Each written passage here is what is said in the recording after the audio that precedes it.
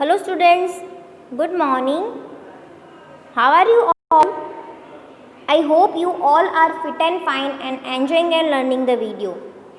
I am Reema Chauhan from Best English School and today we are going with Hindi subject in 5th standard. Student, previous online class में हमने सीखा था chapter number 4 जो हमने new start किया था नन्हा फनहार, और उसमें हमने पेज नंबर 33, 34, 35 एंड 36 तक हमने स्टोरी कंप्लीट की थी. सो स्टूडेंट, आज हम पेज नंबर 37 जो हमने स्टोरी अधूरी छोड़ी थी वहाँ से आज हम स्टार्ट करेंगे. ठीक है. जो केशव था वो राजा अकबर को कार्विंग करना सिखा रहा था, है ना. यहाँ पे हमने इस पेज पे देखा था कि केशव जो राजा है उनको कार्विंग करना सिखा रहा था. पहले तो उनको पता नहीं था कि ये अकबर है ना. पर जब उनके सिपाही आए और जब उन्होंने बोला हुजूर क्या बात है, आप यहाँ पे क्यों हो, ऐसे करके वो सिपाही ने केशव को बताया था कि तू इसके सामने तुम बैठे हो, खड़े हो और उनको सलाम करो, है ना. जब केशव को पता चला था कि ये राजा अकबर है तो फिर उसने क्या किया था कि हुजूर को मतलब कि राजा अकबर को सलाम भी किया था, और वो टेंशन में था कि ये क्या हो गया, मैंने इनसे ऐसे कैसे बात कर ली रूडली, है ना. फिर वो राजा केशव को पूछ रहे हैं कि क्या आप मुझे कार्विंग करना सिखाओगे.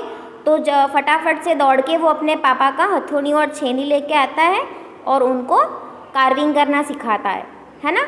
तो अकबर ने पत्थर पे जोर से छेनी से अकबर ने पत्थर पे छेनी रख के हथौड़ी से जोर से वार किया था, है ना. तो बहुत ही गहरा घाव पड़ गया था पत्थर के ऊपर, बहुत ही कटाव आ गया था. फिर केशव ने क्या कहा, अरे अरे ऐसे नहीं करना है ना. फिर उसने तुरंत ही वो हथौड़ा पकड़ के और राजा अकबर को आहिस्ते से मारना है और धीरे से ये काम करना है, और आंखें भी संभाल के रखनी है, नहीं तो जो उसकी किरचें उड़ेगी वो आंखों में चली जाएगी, है ना. फिर अकबर मुस्कुरा के रिप्लाई करता है कि जी हुजूर. यहाँ तक हमने देखा था, है ना. Come to the next page. Students, if you have a book then please open page number 37 in your Hindi textbook. जवाब में केशव भी मुस्कुरा उठा. वह लगभग भूल ही गया था कि उसकी बगल में बैठा यह व्यक्ति हिंदुस्तान का बादशाह है. जब अकबर ने मुस्कुरा कर रिप्लाई दिया तो केशव भी हंसने लगा, है ना, मुस्कुरा उठा, क्योंकि उसको ऐसा ध्यान ही नहीं था कि वो हिंदुस्तान के बादशाह अकबर के साथ बैठा है. एक अनाड़ी से वयस्क अपने काम की धाक जमाने में उसे मज़ा आ रहा था. जो अकबर थे उनको ये काम तो आ ही नहीं रहा था, है ना, कार्विंग करना, पत्थर में कंडा डालना अकबर को नहीं आ रहा था. तो वो एक अनाड़ी, ऐसे अकबर के लिए कहा गया है कि एक अनाड़ी और वयस्क मतलब कि उम्र में उनसे बड़े, उसके साथ उनको काम करने में मज़ा आ रहा था. उसको धाक जमानी थी. धाक जमाना मीन्स कि अपने से बड़े को कोई काम सिखाना, तो उसको उसमें मज़ा आ रहा था. वह बड़े ध्यान से देख रहा था कि अकबर किस तरह लकीरों को उकेर रहे हैं. बादशाह से जरा सी भी चूक हो जाने पर फौरन उसकी तैयारियां चढ़ जाती. वो क्या कर रहा था, बड़े ही ध्यान से देख रहा था कि अकबर कैसे काम कर रहे हैं, कैसे वो पत्थर पे लकीर पे कार्विंग करे जा रहे, है ना. उनसे ज़रा सी भी चूक हो जाती, मतलब ज़रा से भी मिस्टेक हो जाती, तो वो फ़ौरन उसकी त्योरियाँ चढ़ जाती. त्योरियाँ मीन्स की जो हमारी आईब्रोज होती है वो तुरंत चढ़ जाती, मतलब कि ऐसे कर लेता, वो अपनी आईब्रो को ऊपर कर लेता. आप कभी कोई अचानक से कोई बात हो जाती है तो आप ऐसे सर चढ़ा लेते हो ना, वैसे. काम करते करते अकबर पूछ बैठते, केशव सही नहीं है क्या, और केशव सिर हिलाकर अपनी असहमति जता देता. अकबर जब वो कार्विंग कर रहे थे तो वो बीच में पूछ भी लेते थे कि केशव ये सही नहीं हुआ क्या, तो केशव सिर हिलाकर कर देता, असहमति जता देता, मतलब कि मना कर देता. अकबर इत्मीनान से बैठ गए और केशव को काम करता हुआ देखने लगे. अपने काम में खोए हुए उन दोनों को इस बात का एहसास नहीं हुआ कि आसपास मौजूद दूसरे संगतरास उन्हें बड़े कौतूहल से देख रहे थे. जो अकबर थे वो काम छोड़ के इत्मीनान से, इट मीन्स की शांति से एक तरफ बैठ गए और केशव को काम करता हुआ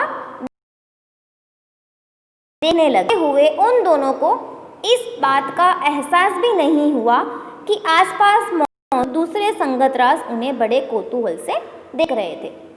उनको ये भी ध्यान नहीं था कि दूसरे जो संगत रास मतलब कि दूसरे जो मजदूर है वहाँ पे कार्विंग करने वाले वो उन्हें देख रहे थे। अकबर ने गौर किया कि केशव पत्थर पर बने नमूने को ही नहीं तराश रहा था बल्कि अपनी तरफ से भी उनमें कुछ जोड़ रहा था जिससे वे डिज़ाइन ज़्यादा खूबसूरत लगे। अकबर बहुत ही गौर से केशव को देखे जा रहे थे कि वो कैसे काम कर रहा है ना। तो वो सिर्फ कार्विंग नहीं कर रहा था बल्कि वो अपने हिसाब से मतलब कि कुछ और भी एक्स्ट्रा भी अपनी डिज़ाइन वो जोड़ता जा रहा था ताकि वो बहुत ही ब्यूटीफुल लगे। लड़के के काम करने के अंदाज को देखकर अकबर ने धीमे से कहा, केशव देखना, एक दिन तुम बड़े फनकार बनोगे। हो सकता है कि एक दिन तुम मेरे कारखाने में काम करो। अकबर उनको धीरे से कह रहा है कि केशव देखना, एक दिन तुम बड़े ही फनकार बनोगे। हो सकता है कि तुम ही मेरे कारखाने में आगे काम करो। कारखाना? कैसा कारखाना? बस एक बार ये महल तैयार हो जाए और लोग आगरा से आकर यहाँ रहने लगे तब मैं कारखाने बनवाऊंगा। केशव पूछ रहा है भाई कारखाना? कैसा कारखाना? केशव को पता नहीं था व्हाट इज दिस, है ना। तो वो पूछ रहा है कि भाई कैसा कारखाना। तो अकबर रिप्लाई देते हुए कह रहे हैं कि बस एक बार ये महल तैयार हो जाए और सब आगरा में आके रहने लग जाए तो मैं कारखाने बनवाऊंगा, मतलब कि बहुत सारे कारखाने बनवाएंगे। इन कारखानों में मेरी सल्तनत के सबसे बढ़िया फनकार और शिल्पकार काम करेंगे। यहाँ पे जिन लोगों ने ये किला बनाया है, मतलब जो इसमें जो कार्विंग करी है, वो लोग यहाँ पे काम करेंगे। चित्र बनाने वाले कलाकार, गलीचों के बुनकर संगतरास, पत्थर और लकड़ी पर नक्काशी करने वाले शिल्पकार सभी यहाँ काम करेंगे। जो लोगों ने आगरा का किला बनाने में हेल्प की है, काम किया है, उन सब के लिए ये अकबर कारखाने बनवाएगा, है ना। केशव का चेहरा चमक उठा। वह मुस्कुराते हुए बोला, मैं वहाँ ज़रूर काम करना चाहूँगा। Next page. अकबर उठ खड़े हुए। जाते हुए बड़े प्यार से केशव का कंधा थपथपाया और कहा, अच्छा बेटा, अपना काम जारी रखो। केशव मुस्कुराता हुआ बोल रहा है कि मैं भी उस कारखाने में काम करना चाहूँगा। और अकबर वहाँ से खड़े हो गए,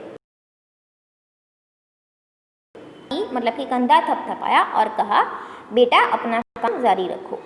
हुजूर, क्या आप दोबारा आओगे? केशव ने बड़ी उत्सुकता से पूछा। मैं ज़रूर आऊँगा केशव। अब वो जो केशव था वो अकबर से पूछ रहा है, क्या आप यहाँ दोबारा आएंगे? एक्साइट होके पूछ रहा है। तो अकबर रिप्लाई दे रहे हैं, हाँ मैं ज़रूर आऊँगा केशव।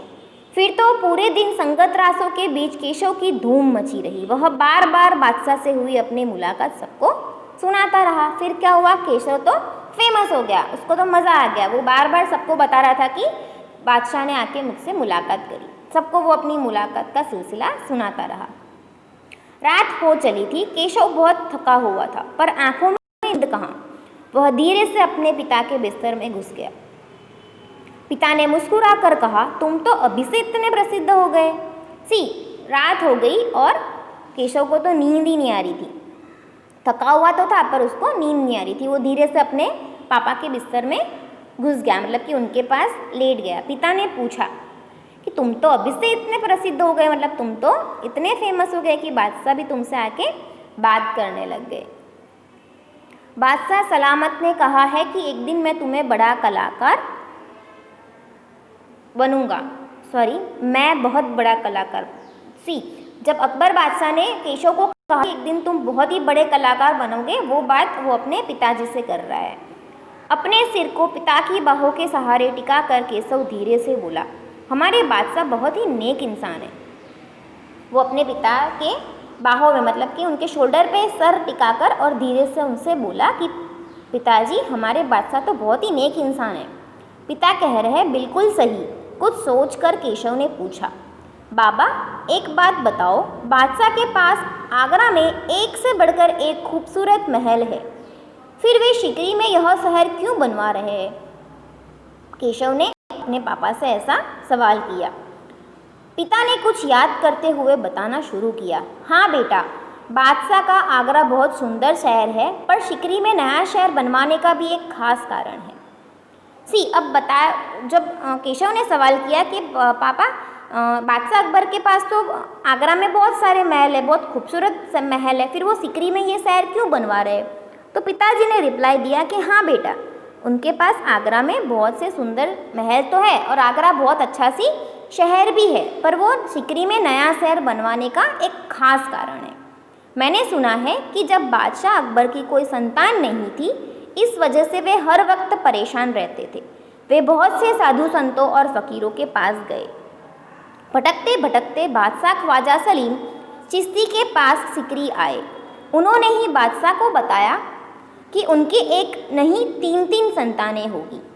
इसमें प्रॉब्लम बताया गया है कि जो अकबर बादशाह है उनको कोई संतान नहीं थी और उस वजह से वो हमेशा परेशान रहते थे। वो बहुत ही साधु संतों और फकीरों के पास घूमते थे और भटकते भटकते वो एक दिन ख्वाजा सलीम चिश्ती के पास सिकरी में आए। सिकरी में ख्वाजा सलीम चिश्ती के नाम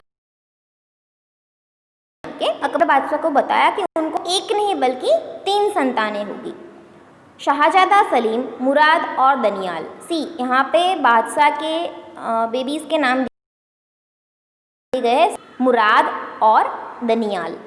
केशव ने चहकते हुए कहा,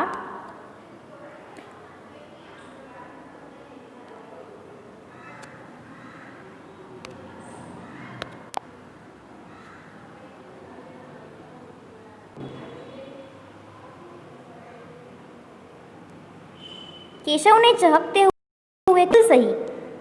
तब बादशाह ने ख्वाजा सलीम चिश्ती के सम्मान में सिकरी में नगर बसाने का फैसला किया था।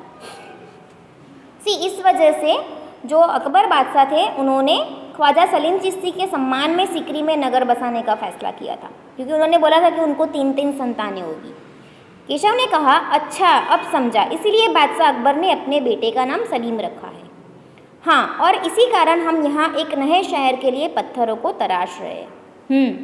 केशव उनींदी आवाज़ में बोला। पिताजी ने देखा कि उनका लाडला बेटा सो गया है। क्या हुआ कि जब ख्वाजा सलीम जो मिलने गए थे ख्वाजा सलीम चिश्ती से बादशाह, उन्होंने उनके बेटे के नाम दिए थे, है ना, और वही नाम उन्होंने अपने बेटे का रखा और उन्हीं की वजह से उन्होंने सिकरी में नगर बसाने का फैसला किया था। ये बात सुनते सुनते केशव नींद वाली आवाज़ में बोला और पिताजी ने देखा कि उनका लाडला बेटा सो गया है। आई होप स्टूडेंट्स आपको ये स्टोरी अच्छी लगी होगी और आपने रीड भी की होगी। मैंने कल होमवर्क में आपको रीडिंग करने के लिए दिया था, है ना। आज फिर आप पूरी स्टोरी रीड करोगे। ओके स्टूडेंट्स, ये नन्हा फरनार इसी केशव का नाम है और उसी के नेम से ये चैप्टर का हमारा हेडिंग है। ओके, ये छोटा सी है, 8 साल का, बहुत, फिर भी उसने इतनी छोटी उम्र में अपने पापा से ये काम सीख लिया है ना। आपको भी ऐसी एक्साइटमेंट होती है कि जैसे मेरे पापा काम कर रहे हैं वैसे मैं भी काम करूं, है ना। तो ये भी बिल्कुल अपने पापा की तरह काम करता है और बड़ा होके बहुत ही बड़ा कलाकार बनेगा, है ना। ओके स्टूडेंट्स, आज के होमवर्क में आपको ये स्टोरी रीड करनी है। ओके, और नेक्स्ट टाइम हम मिलेंगे इसके क्वेश्चन आंसर्स के साथ। Okay students, stay home, stay safe. Thank you. Have a nice day.